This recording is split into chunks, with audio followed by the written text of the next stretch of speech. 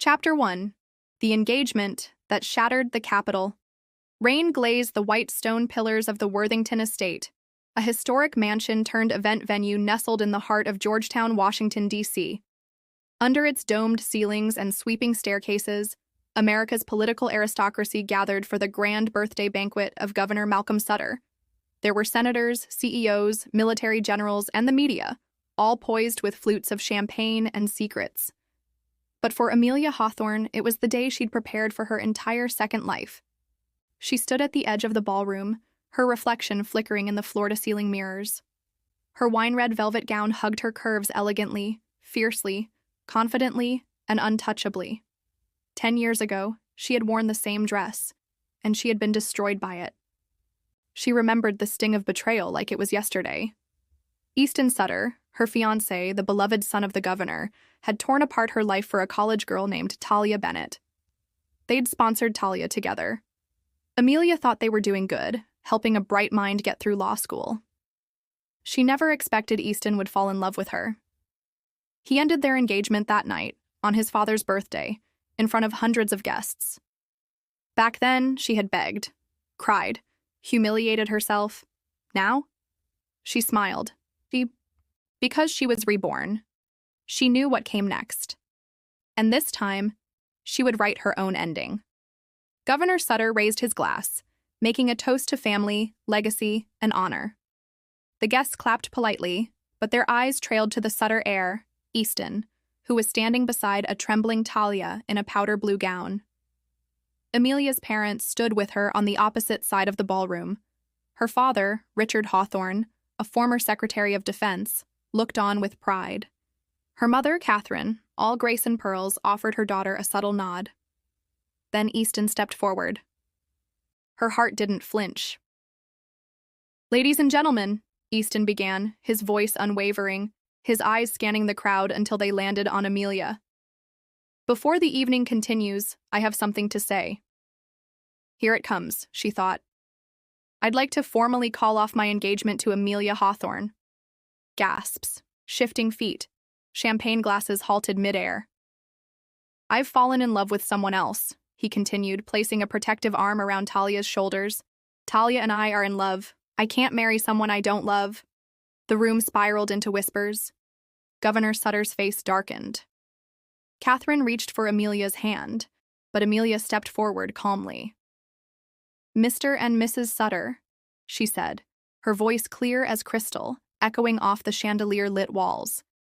"Since Easton says they truly love each other, let's not stand in the way. I agree to annul the engagement. Right here, right now."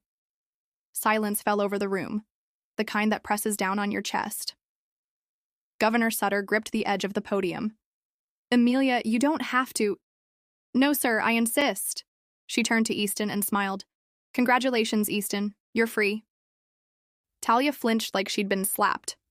For a brief second, Amelia caught the flicker of doubt in Easton's eyes. Good. Let it haunt him.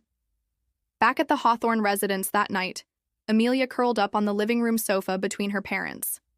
Her father poured her a glass of red wine, while her mother ran her fingers through Amelia's hair. "You're too good for him," Richard muttered. "He wasn't worthy," Catherine added. "The Sutters needed our name more than we ever needed theirs." Amelia listened silently, tears trickling down her cheeks. But they weren't for Easton. They were for her parents. Because in her past life, she had lost them too. In that timeline, her father died of a heart attack the same year her company was crushed in a hostile takeover orchestrated by the very man she had once loved. Her mother followed shortly after, overcome with grief. Now she had them back, and she would protect them at all costs. The next morning, the doorbell rang.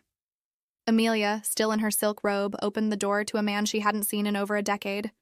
He was taller than she remembered. Dark hair swept back, cool gray eyes, a tailored navy coat that screamed old money. Garrett Black, her father's best friend's son, the prodigal heir of Blackwell Industries, her childhood rival. "Uncle Garrett," she said instinctively, then winced. He chuckled. "Wow, you've changed. You never used to call me that." "I'm not 8 anymore." Clearly. Richard appeared behind her.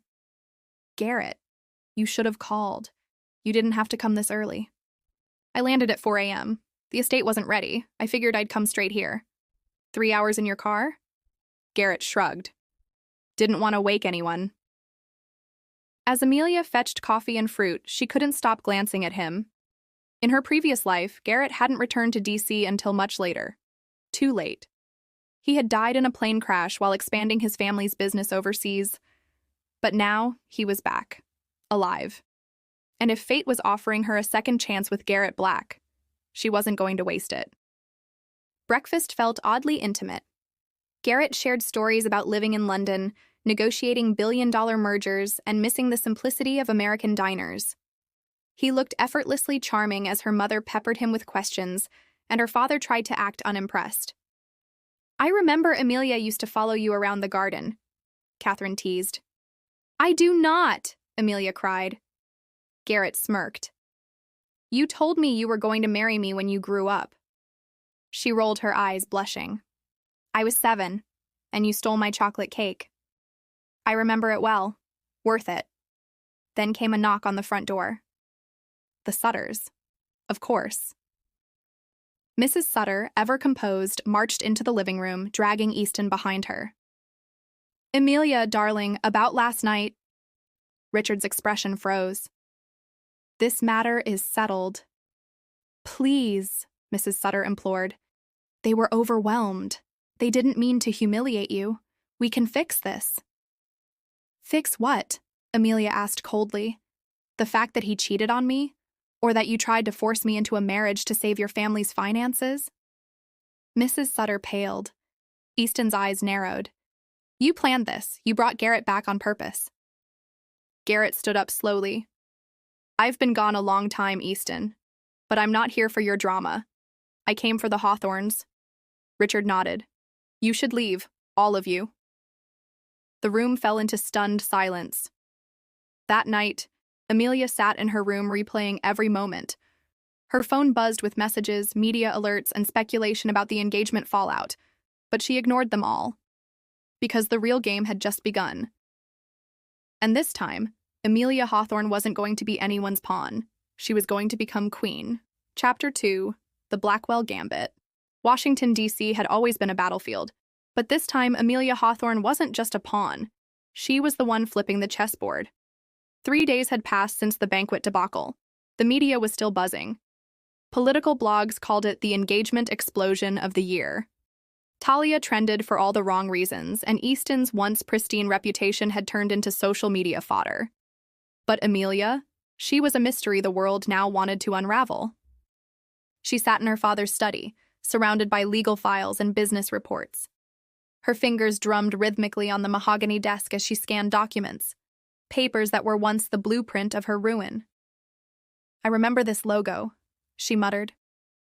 Garrett leaned against the doorway, sipping from a steaming mug. Sutter Holdings? She nodded. This used to be a shell company. They rerouted millions through it to bankrupt my firm in the previous timeline. He stepped closer. Curiosity piqued. Are you saying you already know how this plays out? I know exactly how far they're willing to go. Garrett placed the mug down and leaned over her shoulder. Then let's beat them at their own game. By noon, the Hawthorns and Garrett had convened in the estate's war room, an underground conference space once used during Richard's Pentagon days. The air was thick with strategy. We need to rebuild what they broke, Amelia said, placing a blueprint on the table. My company, Eminence Venture Capital. It hasn't been founded yet in this timeline, but I want to establish it now. Her father raised a brow. And I wanted to own shares in every company connected to the Sutter's web. We don't just survive, we conquer. Catherine placed a gentle hand on her daughter's. Make sure you do this for you, Amelia, not for revenge. I'm doing this for all of us, Amelia replied. This time, we win. Meanwhile, Easton sat in his father's study at the Sutter Manor, a storm in his eyes. You humiliated the Hawthorns, Governor Sutter growled, and now our allies are questioning our integrity. She was never really invested in me, Easton snapped, not like Talia. Talia is weak, the governor shot back. She stuttered on national television and called you Ethan instead of Easton. You want to lead with her by your side? Easton's jaw clenched. The Hawthorns were our backbone, the governor continued. And Garrett Black? His return just complicated everything. The older man poured a drink, paused, then handed the glass to his son. Fix this, or I will. Later that week, Garrett and Amelia stepped into a private boardroom in downtown D.C. A handful of elite investors were already seated, their curiosity piqued by the invitation. Thank you for coming, Amelia began, her voice calm yet commanding. You may know me as the ex-fiancé in a scandal, but I'm here today as the founder of something far more impactful, Eminence Venture Capital. Garrett took over. We're offering early shares to those who believe in building empires, not inheriting them. This isn't a vanity project. This is war against corruption, manipulation, and old money games. Whispers filled the room. By the end of the meeting, 6 out of 8 had signed on. The remaining 2, they called back the next morning. As days passed, Amelia gained power in silence. She acquired a minor news outlet, the Capitol Mirror. Soon, investigative pieces began to surface. Unethical mergers, mistreatment of interns at Sutter Tech, and most damning of all, financial irregularities tied to Easton's campaign fund. She never signed her name, but she didn't need to. And Easton noticed. He showed up uninvited one evening at the Hawthorne estate. You really want to destroy me, don't you? He asked, voice cold. Amelia tilted her head, wearing the same wine-red dress. Funny. That's what you did to me a decade ago. I'm just returning the favor, with interest. I still loved you once. But not enough to stay faithful. Not enough to protect me. You picked a girl who trembled in your shadow over a woman who would have ruled beside you. He reached out, but Garrett appeared behind her, casually tucking a hand into his jacket pocket. I think you've overstayed your welcome, Garrett said. Easton's eyes darkened. This isn't over. Amelia smiled. Oh, sweetheart. It never even started. Weeks turned into a month. Garrett took Amelia on a trip to the countryside, a brief escape from the chaos. There, surrounded by old trees and fresh air, he finally said what had been lingering for years. I thought of you the moment the plane shook, he whispered. Amelia turned. What do you mean? Before the crash in the old timeline, I remembered you, your voice, the way you hated olives on your pizza. It hit me that I never got to say goodbye. Tears welled in her eyes. Don't you dare say goodbye in this one. He reached for her hand. Then let me stay, by your side, as we burn this city and build something better. She nodded slowly. Let's do it. Together. On their return to D.C., a surprise awaited. A subpoena. The Sutters were filing a defamation suit. Public trial. Maximum humiliation. Amelia didn't flinch. They want a war? Let's give them one. Garrett smirked. Time to call in reinforcements. Amelia dialed a number she hadn't touched in years. Isabella, I need you. A soft, deadly voice responded, I've been waiting. Isabella Vale, former media tycoon, exiled after exposing one too many secrets. She was Amelia's former mentor, brilliant, dangerous, and fiercely loyal. When she arrived, dressed in all black, the atmosphere shifted. You want exposure? She said. I'll give you a firestorm. Amelia handed over the files. Burn it down. The courtroom was packed. Cameras, reporters. The world watched as Easton testified, blaming Amelia for manipulating public perception. Amelia's team presented proof. Talia's falsified transcripts. Photos of her with a political lobbyist tied to Sutter Tech. Money trails. Bank records. By the time Amelia took the stand, she simply said, I am not here to play victim. I am here to expose the truth. The jury deliberated for less than a day. Verdict, not guilty. Damages were awarded to Amelia. The Sutters were ordered to pay a fine and issue a public apology. Governor Sutter's political aspirations crumbled overnight. Later that evening, Amelia stood on her balcony, overlooking the Capitol dome as rain fell once more. Garrett wrapped his arms around her from behind. "You did it," he whispered. "No," she said. "We did it." And in the quiet hum of the city, beneath the storm clouds and champagne headlines, Amelia Hawthorne smiled. She wasn't just reborn. She had arrived. Chapter 3. The Scarlet Campaign. The wind sliced through Capitol Hill like a whisper of war. Amelia stood at the grand window of her new office in downtown Washington, D.C., the city pulsing beneath her. Eminence Venture Capital was officially live and already feared. Her silhouette cast a commanding shadow against the sunlight-streaked blinds as she stared at a headline on her tablet. "The new queen of the Capitol?" "Too flattering," she murmured. Behind her, Garrett stepped in, a tray of espresso and pain au chocolat in hand. "Or just accurate enough," Amelia smirked. "You're buttering me up." He placed the tray on her desk and leaned casually against it. "Not at all, but I did bring croissants." She chuckled but didn't miss the subtle tension in his voice. Garrett was usually poised, unfazed. But today, something itched under his skin. "What's wrong?" Garrett hesitated. "Isabella's intel just dropped, and it's bigger than we thought." He tapped on his phone and handed it to her. Amelia scrolled. Talia Whitaker had not only lied about her education, she had falsified entire credentials, posing as a Harvard Law graduate when she had never completed undergrad. Her ties to a PAC funded by foreign interests had now triggered a Senate ethics probe into Easton Sutter. "I should feel victorious," Amelia said, handing the phone back. "But somehow I feel like we've just lit a match in a gasoline-soaked room." Garrett poured the espresso. That was always the plan. 2 days later, Easton Sutter paced in his glass tower. The fallout had begun. TV anchors dissected the scandal like a live autopsy. Hashtags like SirTaliaGate and fake lawyer trended nationwide. Even conservative news outlets, once loyal to the Sutter dynasty, were turning their tone. In his office, Easton watched Talia cry on the sofa, mascara smudged like war paint. "They're calling me a fraud," she whimpered. "You are a fraud," Easton snapped before he could stop himself. Talia's head jerked toward him. "Excuse me?" He turned away. "This was supposed to be damage control. Instead, you've destroyed what little credibility I had left." Talia stood up, trembling. "I gave up everything for you. I lied for you. And now you're blaming me?" Easton didn't reply.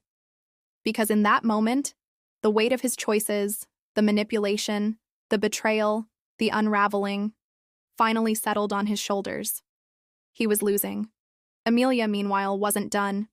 A gala was scheduled for that weekend, the Scarlet Campaign, a charity event hosted by Washington's elite to fund scholarships for underprivileged youth.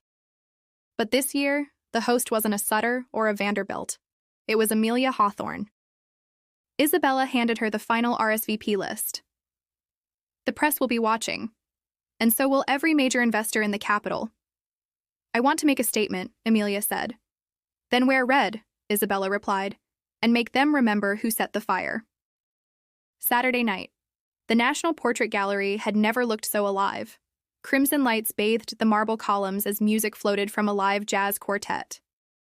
Waiters glided through the crowd with trays of caviar blinis and flutes of aged champagne. Amelia descended the grand staircase in a scarlet silk gown that shimmered like blood under moonlight. Her presence stopped conversations. Phones came out. Flashbulbs lit up. Garrett met her at the bottom of the steps in a tailored black tuxedo. "You're going to start a riot." "I hope so," she whispered. Moments later, the Sutters arrived. Easton looked gaunt, as if stress had devoured his sleep. Talia, ever defiant, wore white, a choice too bold. When their eyes met, Amelia's it was like a live wire. Talia smiled sweetly. "You've gone all out. Nice theme." Amelia returned the smile. "I thought I'd dress for the occasion. Scandals look best in red." Garrett chuckled beside her, offering a glass. "Champagne?" Easton's jaw clenched. As the night unfurled, Amelia took to the stage. "I stand before you not just as a businesswoman, but as someone who believes in legacy, in truth, and in rebuilding what others tried to burn." Thunderous applause, But not everyone clapped. In a shadowed corner, a woman in a deep blue cocktail dress watched Amelia with predatory interest. Her name was Margot Crane, daughter of a billionaire defense contractor, and Easton's ex. After the gala, she approached Easton outside, where he stood alone. "She's eating you alive," Margot said, lighting a cigarette. Easton didn't answer. "I can help you." He turned to her. "Why?" "Because I never liked her, and because revenge is more fun with allies." At midnight, Garrett and Amelia returned to her penthouse. She kicked off her heels, leaning against the balcony. "Do you ever wonder how we got here?" "All the time," he said, stepping behind her. "But I'm glad we did." She looked over her shoulder. "Do you think we're winning?" Garrett didn't answer with words. He kissed her. The city below buzzed with sirens, whispers, scandal, and a storm of retribution. Chapter 4: Empire of Ashes. The package burned a hole in her kitchen counter. Amelia stared at it long after Garrett had gone home. The envelope, the photo, the chilling note signed with just an M. It dragged her mind back to a year she had spent the last decade trying to forget. 2013. The year Leo Darlington died. The year she almost disappeared with him. She poured herself a glass of whiskey and held the photo beneath the kitchen light. Amelia in a silk white dress, Easton in a navy blue suit, and Leo between them, his smile catching the flash like a ghost. Leo had been brilliant, reckless, and far too good at making enemies. Officially, he jumped off the Key Bridge. Unofficially, there were whispers. He knew something he wasn't supposed to. Something Easton buried. And now, someone had sent that memory back to her doorstep. The next morning, Amelia arrived at Eminence headquarters with dark circles under her eyes and a fire behind them. Garrett noticed both. "You didn't sleep," he said softly, placing a coffee beside her. "I couldn't." She slid the photo across the desk. Garrett picked it up, his expression stiffening. "Where did this come from?" "Someone left it at my door. No fingerprints, no envelope. Just this and a message." Garrett read the back. "You think the past stays buried? It doesn't." "Margot?" "I thought so too, but she's flashy. This is subtle." Garrett's jaw tightened. "Then it's someone from inside. Or someone Easton forgot he wronged." Across the city, Margot Crane swirled a glass of burgundy and scrolled through a burner phone. "Is she rattled?" she asked the man across from her. Julian Mercer, ex-operative, current fixer, nodded. "The photo landed last night. She's shaken but quiet." "She won't stay quiet for long," Margot mused. "The thing about people like Amelia Hawthorne, they always think they're a step ahead. Until they realize someone rewrote the board." Julian chuckled. "You hate her." Margot's smile was thin. "No. Hate is personal. This is business.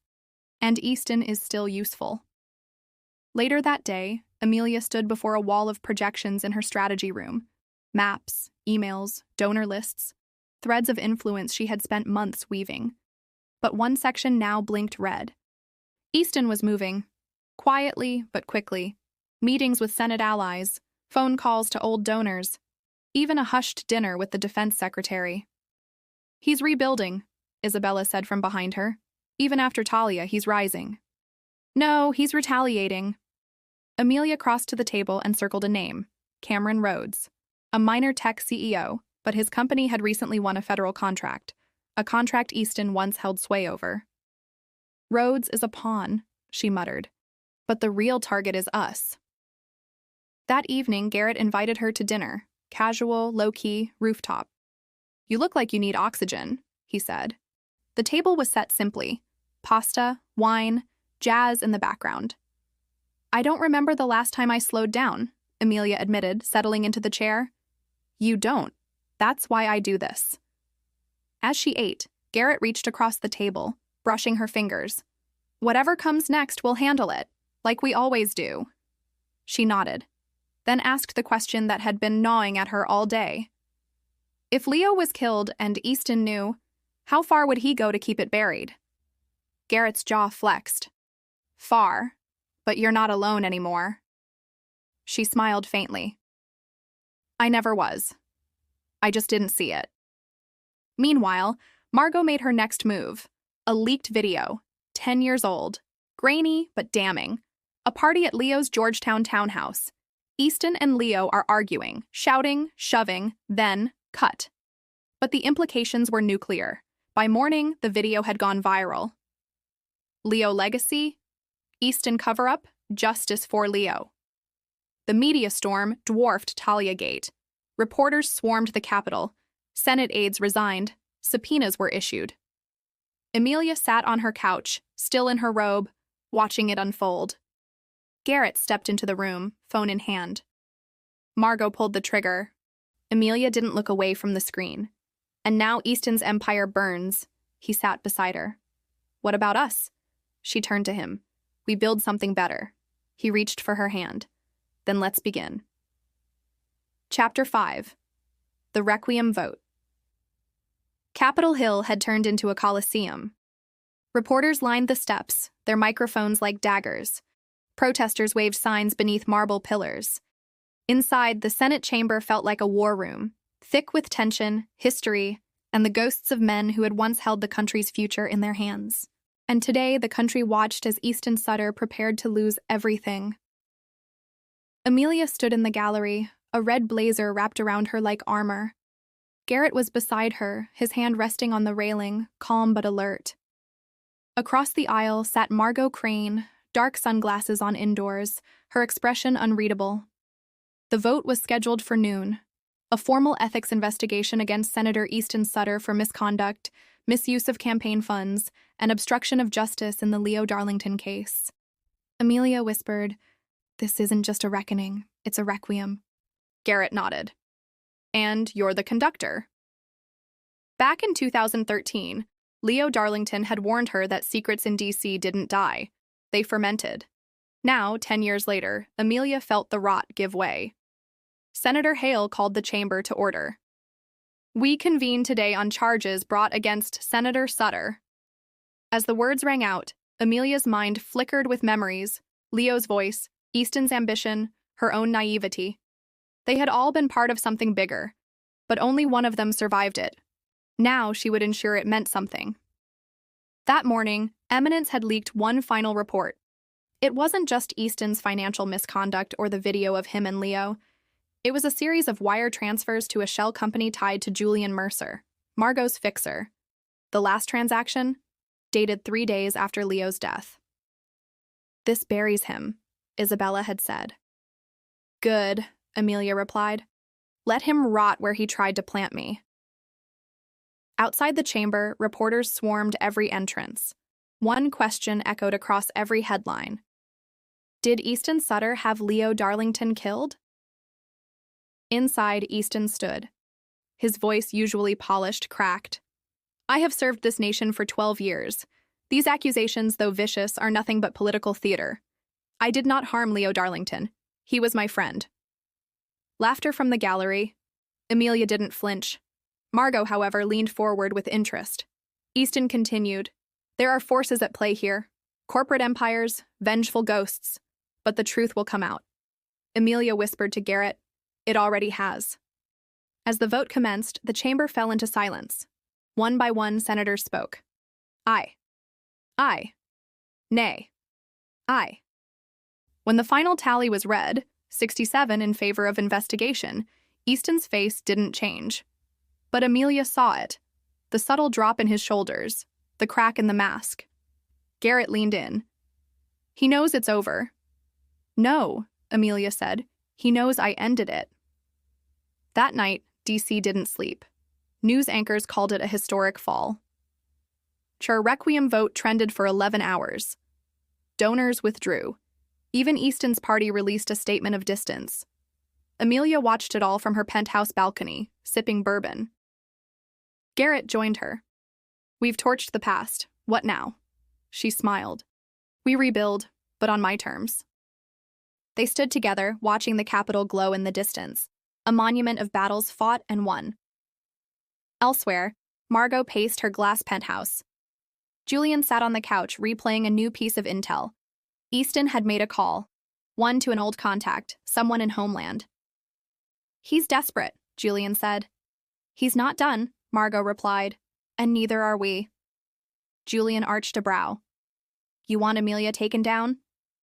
I want the crown, Margot said, and she's still wearing it. The next morning, Garrett handed Amelia a letter. No return address, he said. Amelia opened it. Inside was a single sheet of paper, handwritten. The throne is yours, for now. But the ghosts don't sleep. Neither should you. M. She folded it calmly and lit it on fire in the ashtray. We're not done, she whispered. Garrett stepped beside her. Then let's write the next chapter. Chapter 6. Crown of Smoke. Washington, D.C. was built on the illusion of order. From the marble monuments to the rows of pressed suits in the Capitol, everything projected power, control, and stability. But behind every mahogany door was chaos just waiting to catch fire. And today, the match was in Amelia Blackwell's hands. She sat alone in the Situation Room of her downtown headquarters, the sun spilling through glass walls, glinting off steel. It was 5:03 a.m., and Garrett Black was asleep in the adjoining penthouse suite, or pretending to be. The silence crackled with tension. It had been 48 hours since Easton Sutter's political implosion, and the city still buzzed with the aftershock. But Amelia knew better than to celebrate. Victories in D.C. were never clean. They came wrapped in conditions, trailing blood and secrets. She took a deep breath, reviewing her strategy board. String lines pinned between photographs of senators, military contractors, and corporate CEOs. The connections resembled a war map, because it was. At the center was a name, Margot Crane, her former ally, now her greatest threat. Across the Potomac, Margot Crane stepped off a black helicopter and into the private airstrip near Langley. Two men in sunglasses flanked her as she was escorted into a secure facility with no name. Homeland agents scanned her iris, took her phone, and ushered her down a corridor lined with soundproof walls. In a steel chamber, Easton Sutter waited. His tie was gone, shirt was unbuttoned at the collar. His reputation was in ruins, but his presence remained intact, like a general stripped of medals but still commanding attention. You wanted a meeting, Margot said. You wanted a seat at the table, Easton replied. I'm offering you the head of it. She tilted her head. With what army? He tossed a folder onto the table. Inside, contracts, wire transfers, surveillance photos, all tied to Amelia Blackwell. She burned me, Easton said. But the fire spreads. I have friends who still owe favors. You want the crown? Help me smoke her out. Margot didn't smile, but she took the folder. By noon, Amelia was back at Blackwell & Associates. Her assistant Harper rushed to greet her. We have a situation. The DOJ flagged our DARPA contract, and someone breached the vault server. Amelia didn't blink. Is it sabotage or espionage? Harper hesitated. Both. Amelia marched into her command center, monitors blinking red. Garrett was already there, sleeves rolled up, tie askew, like he'd sensed the storm before it hit. We were too loud, he said. Margot is moving. Let her come, Amelia replied. I have nothing to hide. He raised an eyebrow. Don't lie to me, not now. She looked at him, eyes colder than the marble lions outside the Library of Congress. Then let's start telling the truth. At 2 p.m., Amelia convened her inner circle. Analysts, legal experts, cybersecurity leads, journalists who owed her favors. Everyone packed into the war room. She laid it bare, the leaks, the surveillance, the political minefield Margot and Easton were about to detonate. We don't panic, she said. We redirect. If they want a war, we give them one, but on our terms. Garrett leaned in. What do you need from me? Everything. That night, Amelia attended the Athenaeum Gala, a billionaire-backed political masquerade thrown beneath the National Gallery. She wore navy satin, hair pulled into a crown of curls, a sapphire pendant that once belonged to her grandmother. To the public, she was untouchable. But beneath the glass chandeliers, everyone was hunting. Margot appeared in a silver mask, trailing Julian Mercer like a ghost. Enjoying the crown? She asked Amelia at the bar. Takes getting used to. Heavy, isn't it? Margot sipped champagne. You stole my allies, my agenda, my future. You gave them up. I just picked up the pieces. Julian stepped between them. This isn't the place. No, Amelia agreed, but soon it will be. They parted like dueling queens at a chessboard, each waiting for the other to move first. Back at headquarters, Amelia closed the door to her private vault. She sat alone in the dark, a flash drive in her hand. On it, recordings from a classified operation in 2013. Leo Darlington's voice echoed in the room. If I die, it won't be an accident. It'll be a choice, mine or theirs. Tears pricked Amelia's eyes. Garrett entered, slow and quiet. You're carrying too much, he said. She looked at him. So help me carry it. He didn't speak, just stepped forward, wrapping her in his arms. The storm was building, but together they could still choose where the lightning would strike. Chapter 7. Glass Thrones.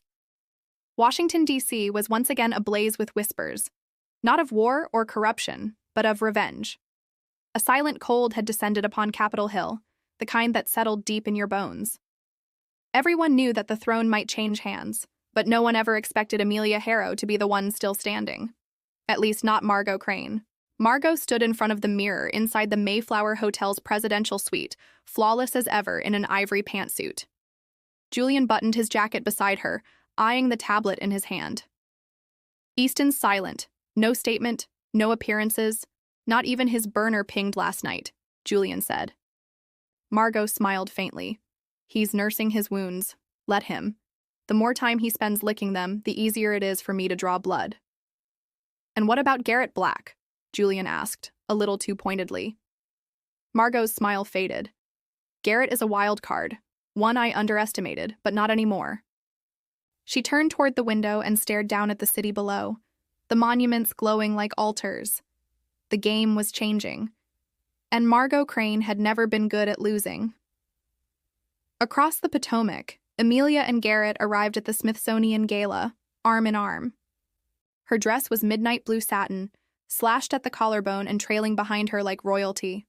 He wore a classic black tie, always a gentleman, even when the knives were out. The cameras swarmed, flashes like gunfire. Do you think Easton will make a move tonight? She asked him softly as they paused at the entrance. No, Garrett replied. But Margot might. This is her kind of war. Velvet knives and whispered destruction. As they stepped into the atrium, the sound of jazz filled the air. The crowd turned. Some smiled, others stiffened. Power had entered the room. Margot arrived 30 minutes later. Alone. The silence that followed her entrance was more telling than applause. Every man with power wanted her attention. Every woman with ambition feared her reach. Amelia watched from across the room, sipping champagne.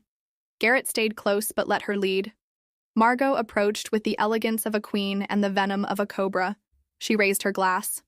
To the woman who broke the Senate's spine, she said sweetly. Tell me, Amelia, how does it feel to wear a crown made of ash? Amelia clinked her glass gently against Margot's. Lighter than the one you were never offered. A few guests overheard. The air chilled. Later that night, Julian found Garrett near the observatory garden. You and Amelia look good together, Julian said, lighting a cigarette. Garrett arched a brow. That's not a compliment. That's a prelude. Julian exhaled smoke. Margot's not backing down. And she's not aiming for Easton anymore. She wants the seat, the legacy, the whole empire. Garrett sipped his scotch. Then she's aiming too low. Amelia's not an empire. She's the revolution. In the quietest hour of the night, Easton finally called. He didn't speak much. Only asked Amelia one question. Do you believe in ghosts? She hung up without answering, but her hands trembled. The next morning, a package arrived at the Harrow Foundation. Inside was a glass chess king, shattered. No note, no name, just symbolism. Garrett held the pieces in his palm. They're warning you. No, Amelia said. They're trying to break me. She stared at the shards. And they're going to fail. Chapter 8. The Ashfall Accord. The morning mist curled over the Potomac like a warning. From the windows of Amelia's office in the new Echelon Strategies building, glass, steel, and ambition stacked 30 stories high, Washington, D.C. looked deceptively serene, but Amelia knew better. The wolves had regrouped. Her assistant Felicia stepped in without knocking, her usual signal that something was urgent. "You're going to want to see this," she said, laying down a manila envelope with a gold-embossed crest on the flap. Amelia's fingers paused over her coffee cup. She picked up the envelope, recognizing the seal immediately. Homeland Intelligence Directorate. "It's about Easton?" Felicia nodded. "And something bigger. There's chatter, enough that Garrett called an emergency meeting. Gather everyone. War room in 15. The war room wasn't a literal bunker, but with soundproof walls, encrypted lines, and a vault of classified dossiers, it may as well have been. Garrett stood near the touch-screen monitor, arms crossed. Isabella leaned over the table, flipping through printouts like tarot cards. As Amelia entered, all eyes turned. "What have we got?" Garrett tapped the screen. An image appeared. Satellite footage, enhanced and time-stamped. It showed Easton boarding a private jet in Maryland 2 nights ago. Isabella explained, "He's been meeting with a shell company tied to Zenith Corp, military contracts, black site security, the kind of tech that doesn't just vanish into a budget, it vanishes people." "Zenith? I thought they were dismantled." "Officially. But Easton's trying to broker a deal using off-the-book intel, possibly about Leo Darlington's death." Amelia's breath caught. She wasn't just fighting political ghosts anymore. This was espionage. "What does he want with Zenith?" she asked. Garrett's voice dropped. "He's building leverage, enough to wipe his name clean, or start something new, something dangerous." Later that afternoon, Margot Crane stood on the balcony of the Watergate Hotel, a bourbon glass in one hand, a burner phone in the other. Julian's voice crackled on the other end. "They're circling Easton like sharks. He's going to snap. Question is, who gets devoured first?" "Amelia," Margot said flatly. "She's too visible, too self-righteous. Men like Easton hate being embarrassed." Julian chuckled darkly. "So we push him?" "No," she said, swirling her drink. "We provoke him subtly, a well-placed leak. Let him make the first move, and when he does, we'll be ready." At the same time, Amelia sat across from Hobbs in a Georgetown townhouse lit by gas lamps and secrets. Hobbs, ex-CIA, now the elusive linchpin of global investment channels, wasn't easy to pin down, but Amelia had something he wanted: control. "Easton's playing with fire," she said. "He's poking at military secrets and cutting deals with shadows." "And you want me to shut it down?" Hobbs raised an eyebrow. "I want you to help me contain the fallout. We can't have another domestic scandal reach international hands, especially with this administration, one scandal away from collapse." Hobbs considered. "There's another way." "Go on. Set the stage. Force Easton to show his hand publicly. He's already exposed, you just need to light the match." Amelia leaned back. "A baited broadcast?" "Something like that. A global forum. Invite Zenith, Homeland, and even the media. You control the narrative. He walks in thinking he's a king. Then watch him fall through the glass." That night, Amelia's team prepared the Ashfall Accord Summit, a global roundtable for security innovation and ethical technology deployment. On paper, it was policy. In practice, it was a trap. Garrett reviewed attendee dossiers while Amelia penned her keynote. "He'll come," she murmured. "He won't be able to resist the spotlight." "Neither will Margot," Garrett replied. "And if she shows up, it won't be just to spectate." 2 days later, the Kennedy Center was transformed into a futuristic parliament of power. Screens lined the halls with logos of allies and think tanks. Protesters marched outside with digital placards reading, "No more shadows." As Amelia approached the stage, she paused backstage, staring into the lights that hid the faces of diplomats, CEOs, and policymakers. Then she saw him, Easton, seated beside Margot Crane. Both in black. She smiled. The ash was about to fall. "Ladies and gentlemen," she began, voice steady, calm, "we gather today not just to discuss progress, but to confront the price of secrecy. Innovation without accountability becomes weaponry, and we, as stewards of this future, must be transparent, must be just." Whispers erupted. Cameras zoomed. Amelia continued, "Let me begin by introducing documents recovered just days ago. Contracts from Zenith Corp signed by intermediaries linked to the misuse of military-grade AI. Some of these signatures belong to people in this very room. A ripple of gasps. Easton rose to interrupt, but the moderator held him back. Margot touched his arm. "Not now," she whispered. But it was too late. Screens behind Amelia flickered to life. Surveillance clips, transfer receipts, wiretap excerpts, and Leo's final memo. "I stand here not as a politician," Amelia said, "but as a witness to what happens when power is left unchecked." The audience fell into stunned silence. Easton stood again. "This is slander. None of this is admissible." "Tell that to the Homeland agents waiting outside," Amelia said. Gasps turned to murmurs. Reporters surged. Easton's eyes met Amelia's. Something between hatred and fear passed between them. Garrett stepped onto the stage and whispered, "They're taking him now." Easton lunged, but officers moved in. In the chaos, Margot vanished. That night, Amelia stood again on her balcony. Below her, the city shimmered. Garrett joined her, a glass of scotch in hand. "You burned him down," he said. "I gave him a stage," she replied. "He set the fire." They watched as DC spun beneath them. But behind them, in the shadows of the city, Margot Crane made her next move. She dialed a number only 3 people in the world knew. "He fell for it," she said. "Time for the next phase." A voice answered coldly. "Activate Black Protocol." Chapter 9. Black Protocol rain had returned to Washington, D.C., coating the city in a silver sheen that masked its corruption in illusionary purity. But nothing could wash away what was about to come. Not now. Not after everything. Amelia sat in the heart of the Nexus, her team's off-the-grid operations center in a repurposed Cold War bunker beneath the Potomac. Garrett stood beside her, arms crossed, staring at the screen that showed Margot's every move. They had one chance to end it all. "We activate Black Protocol," Amelia said, her voice low but resolute. Garrett tilted his head. "That's full nuclear. We're past diplomacy." Black Protocol was a kill switch, designed by Leo himself, a backdoor into every encrypted Dominion terminal, a spider's web woven through decades of lobbying, deals, and buried algorithms. If executed, it would collapse Dominion's infrastructure overnight. Garrett hesitated. Once it starts, there's no way to stop it. Amelia turned to him, eyes like sharpened glass. "Then we don't stop."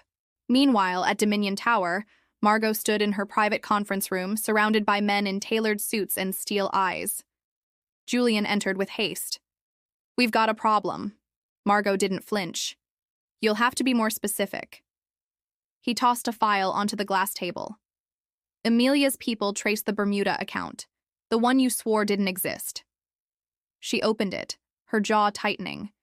Inside were snapshots of a transaction chain that connected Dominion directly to Senator Sutter, and worse, to an offshore slush fund funneled through Hobbs International. Julian's voice darkened. "She's coming for you. This is your reckoning." Margot gritted her teeth. "Then let's burn her before she lights the match." At the Nexus, the final piece fell into place. Isabella entered, dropping a flash drive onto the table. "This has the last node, Sutter's executive override." Amelia didn't blink. "Upload it." Garrett glanced at her. "You sure?" She inhaled. "This ends tonight." As the protocol initiated, the screens around them flickered, numbers cascading down like code rain. Dominion's digital walls were crumbling in real time. Across the city, servers shorted, firewalls blinked out, and surveillance systems failed. From Arlington to Foggy Bottom, DC dimmed. Dominion's empire was collapsing. Julian stormed into Margot's office, his face pale. "We've lost half the servers, our internal vaults being accessed." Margot's knuckles turned white. "Shut it down!" Julian hesitated. "We can't. The system's rejecting our override." Margot's phone buzzed. She picked it up. A voice. "Checkmate." She didn't need to ask who it was. Amelia. "You really thought you could poison this city and walk away clean?" Amelia's voice hummed through the speaker. Margot's voice cracked. "You don't know what you've done." "Oh, I know exactly what I've done. I've turned the empire you built into kindling." She hung up. Margot screamed and hurled her phone across the room. By midnight, Dominion's headquarters were in full lockdown. Government officials issued emergency statements claiming foreign interference, but those who mattered knew the truth. Dominion had been undone from within. Amelia stood atop the rooftop of the Nexus, rain soaking her blazer. She watched the glow of Capitol Hill in the distance. Garrett joined her. "Did we win?" he asked. Amelia didn't answer at first. "Winning feels like an illusion now," she said. "But at least we're not bleeding anymore." He wrapped his coat around her. "You saved this city." "No," she corrected. "I avenged it." The fallout was nuclear. The Justice Department issued subpoenas. Whistleblowers emerged in droves. Leaks flooded the media. Margot was named in a federal indictment. Julian fled the country within hours. Senator Sutter was arrested at Reagan National Airport, trying to board a private jet. By the end of the week, Dominion was dismantled, asset by asset, name by name. But Amelia wasn't done. There was still one file, hidden deep within Leo Darlington's encrypted vault.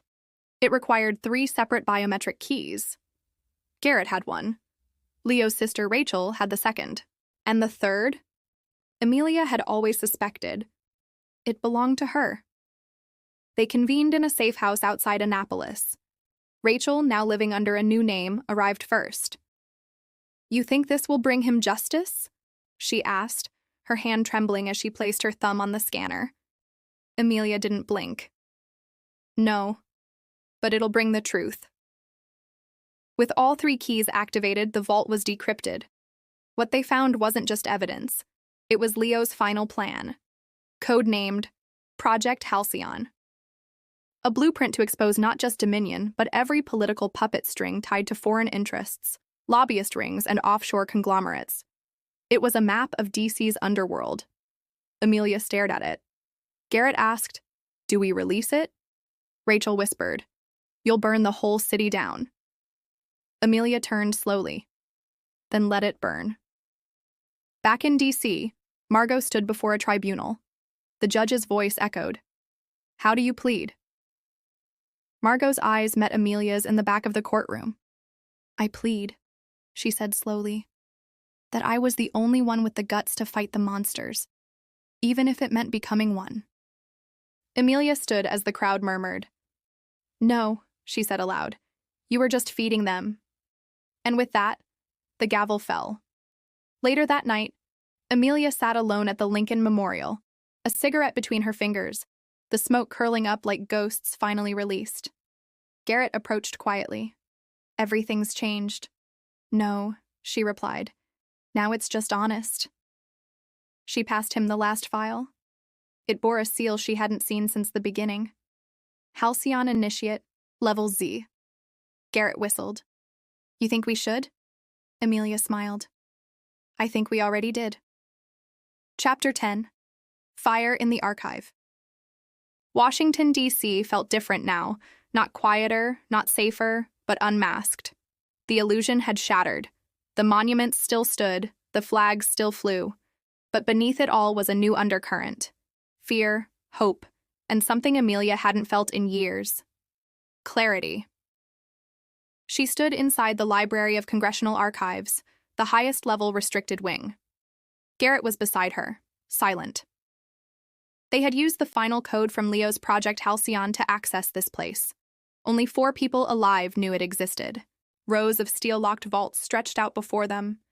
Each one whispered with secrets the country had buried for generations.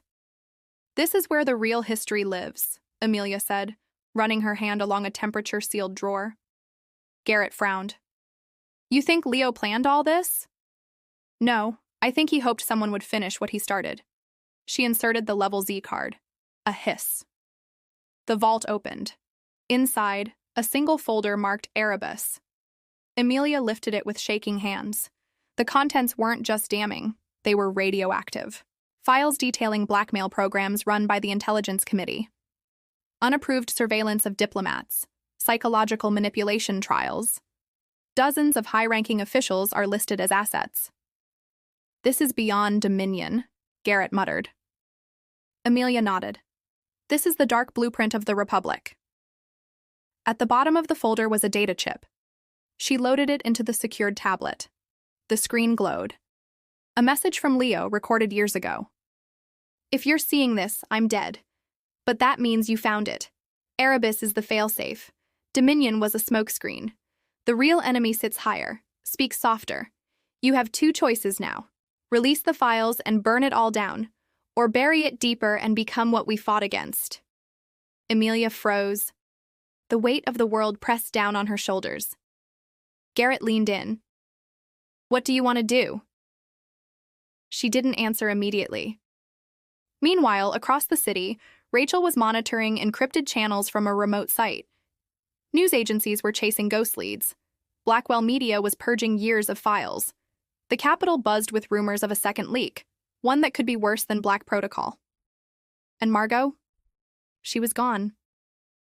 A prison transport van was ambushed on its way to the courthouse. No casualties, no footage, just a hole in the timeline. The kind of Dominion that specialized in. Amelia had expected it.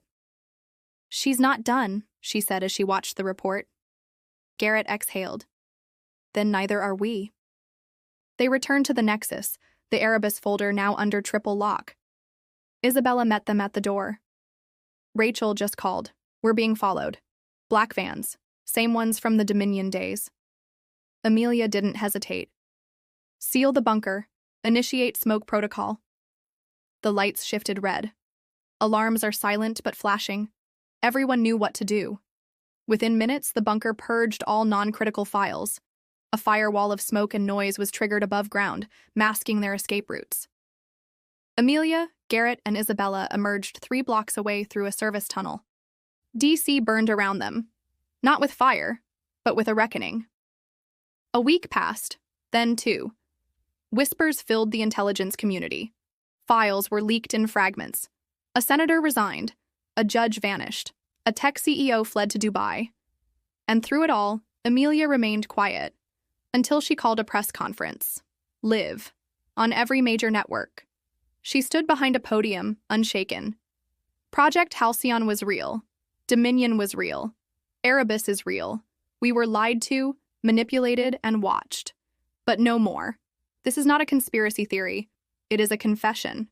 Gasps. Silence. I have released enough to start the conversation, not end it. The rest depends on what this country chooses next. Transparency or tyranny. Then she stepped down. The room erupted. Flashbulbs, shouting, chaos. But Amelia didn't flinch. She had finally let the match fall. Later that night, on the rooftop of the old safe house, Garrett joined her. You realize what you just did? She nodded. I handed the country its blindfold and asked if it wanted to keep wearing it. Garrett smiled. And if it does? She looked at the skyline, embers of light in the darkness. Then we light another fire. Epilogue. The wind swept through the ruins of the old Dominion archives, a hollow skeleton of what once was a fortress of influence. Most of the files had been scrubbed, burned, or erased in a desperate attempt to stop the unraveling.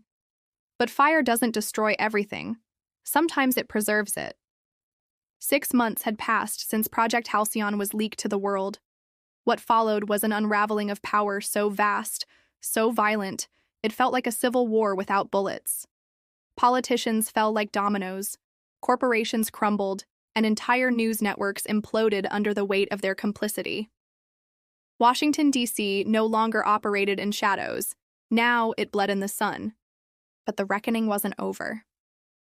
Amelia stood beneath the arch of the new Capitol Pavilion, a stark, steel and glass monument built on the bones of the old.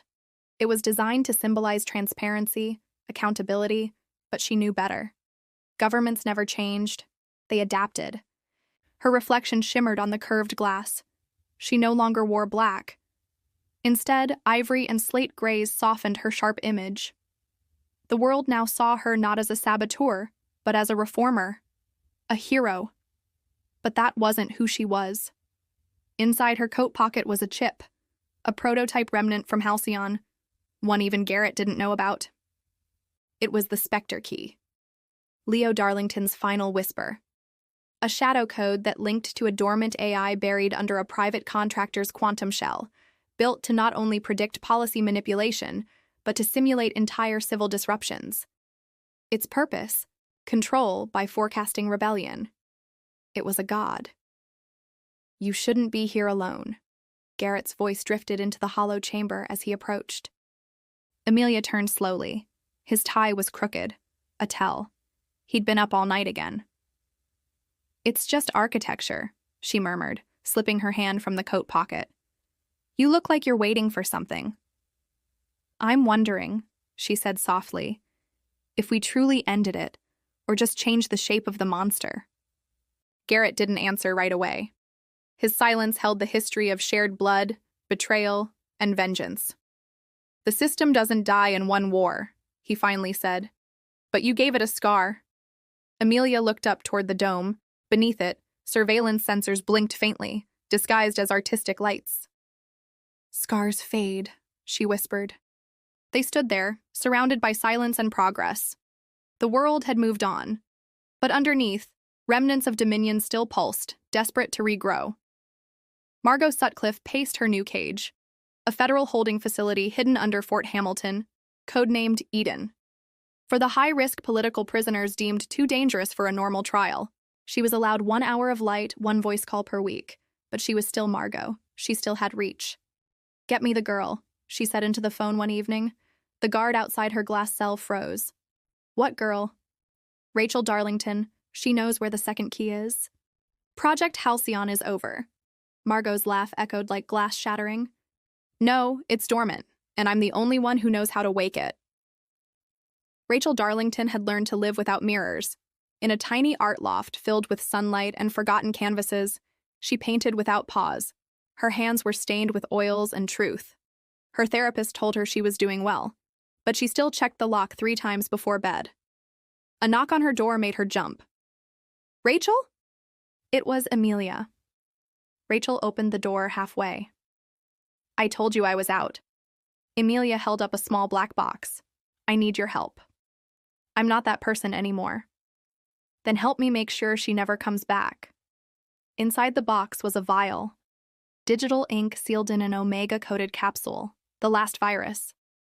"This will delete Spectre permanently, no backup, no trace." Rachel took the vial. She stared at it as if it were a ticking bomb. "What's the catch?" "You have to do it inside the vault. One last breach. One last dive." Rachel bit her lip. "If I do this, I'm in for good." Amelia nodded. "You were never out." It took them weeks to arrange it. Garrett assembled a ghost team, former Dominion hackers turned patriots, a few NSA defectors, and one mysterious figure from MI6 who only spoke in riddles. They infiltrated the shell server in Vienna, where Spectre's heartbeat still pulsed, buried beneath miles of false data and quantum encryption. Inside the server room, Rachel stood in front of a console that hadn't been touched in a decade. Her hand trembled. "This is for Leo," she whispered, inserting the vial. The system screamed. Lights flared. AI subsystems panicked. "Erasing backchains," the voice echoed. "Initiating memory wipe." "Self-destruct, fail-safe, compromised." A soft sigh, as if a god were dying. When the dust cleared, Amelia checked the monitor. Spectre was gone. Later, Garrett and Amelia sat on the edge of a boat dock, watching the sunrise split the water like molten gold. He held her hand without words.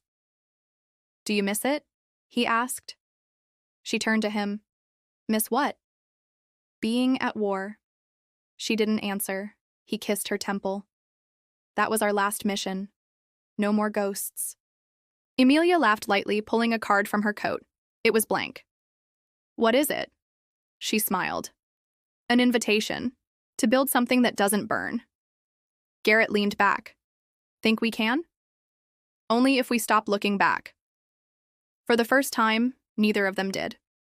A girl rides her bike past the new Capitol Pavilion. She stops. There, etched into the wall beneath the entrance. They thought they could write history in ink. We carved it in fire. EJ. The girl doesn't know who EJ is, but she smiles anyway, and keeps riding.